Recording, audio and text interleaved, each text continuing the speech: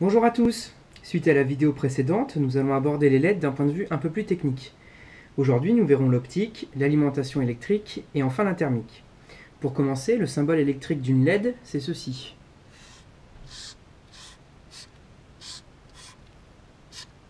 C'est le même que celui d'une diode, sauf qu'il y a deux flèches en plus.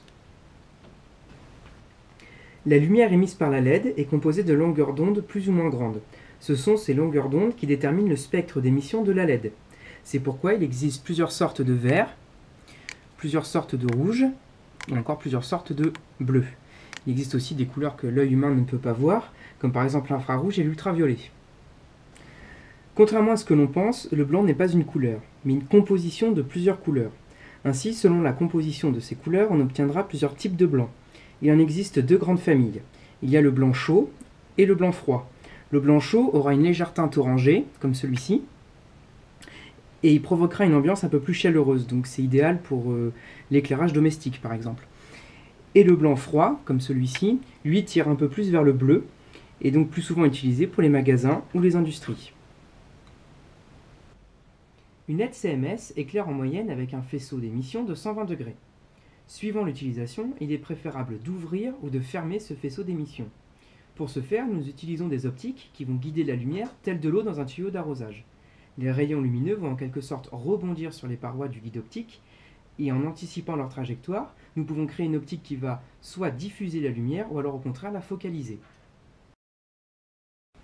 Une couleur de LED peut également avoir un certain effet sur l'organisme humain. Si le bleu est si répandu pour les tableaux de bord des voitures, c'est parce qu'il agit un peu comme de la caféine sur l'organisme et réduit le risque de somnolence au volant. Parfois nous achetons un vêtement qui nous paraît noir dans un magasin, et arrivé chez nous, on se rend compte qu'il est bleu foncé. Ceci est dû au mauvais indice de rendu de couleur de l'éclairage du magasin. Les LED d'éclairage de l'établissement ne reflètent pas rigoureusement la véritable couleur des objets. Une LED est alimentée avec une source de courant continu. Une lampe à filament classique, elle, est alimentée directement sur le secteur et sans adaptation électrique particulière. Pour une LED, c'est beaucoup plus délicat, car on part d'une tension alternative, donc le secteur, et il faut un courant continu pour fonctionner. Il est donc indispensable d'avoir une électronique bien conçue pour résoudre ce problème.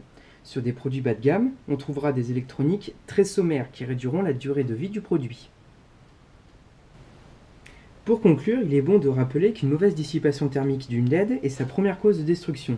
Il faut donc évacuer proportionnellement la chaleur qu'elle produit.